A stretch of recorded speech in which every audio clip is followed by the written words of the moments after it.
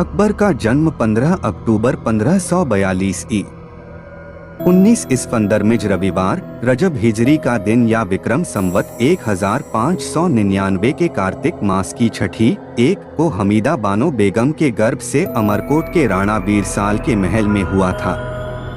आजकल कितने ही लोग अमरकोट को उमरकोट समझने की गलती करते हैं।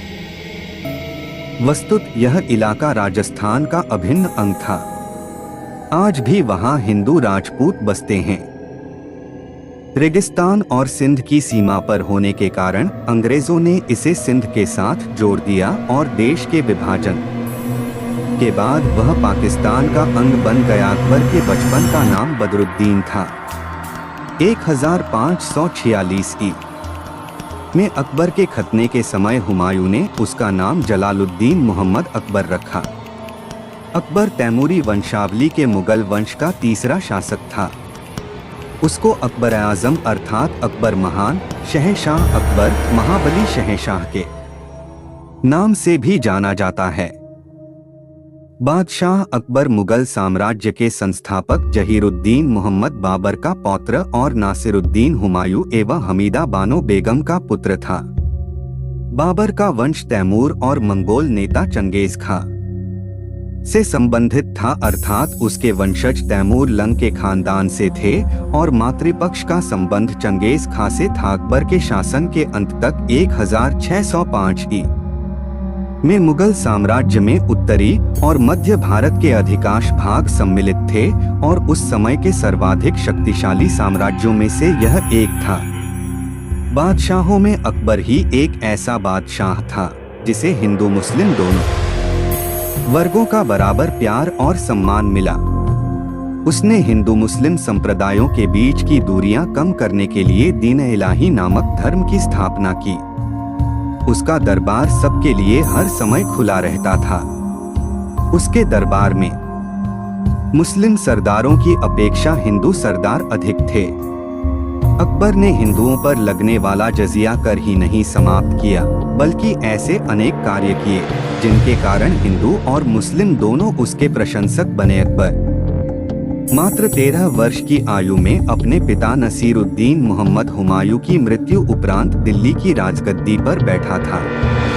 अपने शासन काल में उसने शक्तिशाली पश्तून वंशज शेरशाह सूरी के आक्रमण बिल्कुल बंद करवा दिए थे।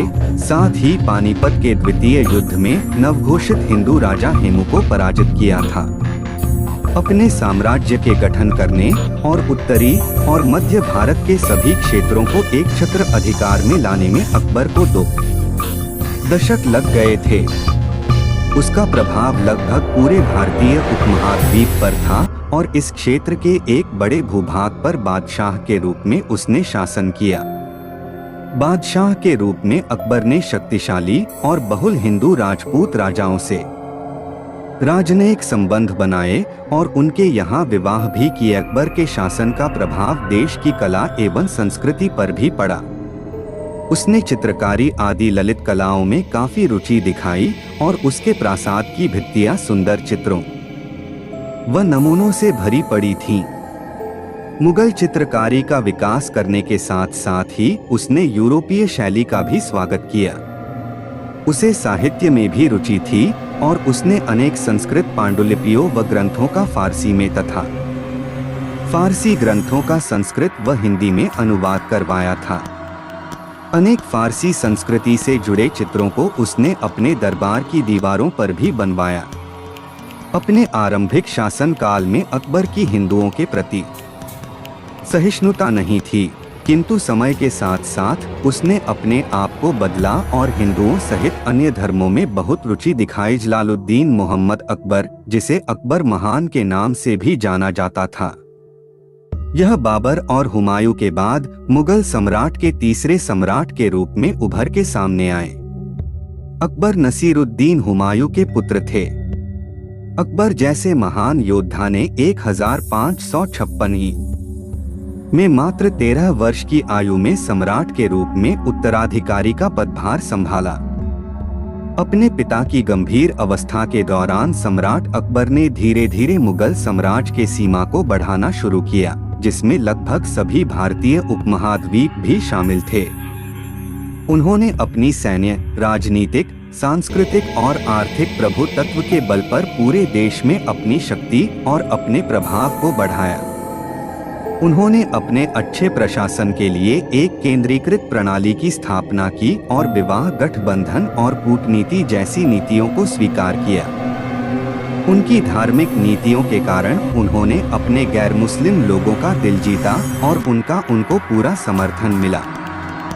वह मुगल राजवंश के सबसे महान सम्राटों में से एक थे और उन्होंने कला और संस्कृति के लिए अपने संरक्षण का विस्तार किया। वे साहित्य के बहुत शौकीन थे और उन्होंने कई भाषा में साहित्य का समर्थन किया। इस प्रकार अकबर ने अपने शासनकाल के दौरान एक बहुसांस्कृतिक साम्राज्य की नींव रखी थी। सम्राट अकबर का जन्म मुगल साम्राज्य के राजवंश में हुआ था। उनके पिता नसरुद्दीन हुमायूं थे। सिर्फ और सिर्फ के 13 वर्ष की आयु में उन्होंने सम्राट का पदभार संभाला था। उनकी धार्मिक नीतियों के कारण उनको गैर मुस्लिम लोगों का भी समर्थन मिला था। सम्राट अकबर साहित्य के बहुत शौकीन थे और उन्होंने कई भाषाओं में साहित्य का समर्थन भी किया था। अकबर ने अपने शासनकाल के दौरान बहुसांस्कृतिक साम्राज्य की नींव खड़ी कर दी थी। उन्होंने अपने साहस और नीतियों के दम पर मुगल साम्राज्य का खूब विस्तार किया था। इसीलिए उनको महान सम्राट अकबर भी कहा जाता था।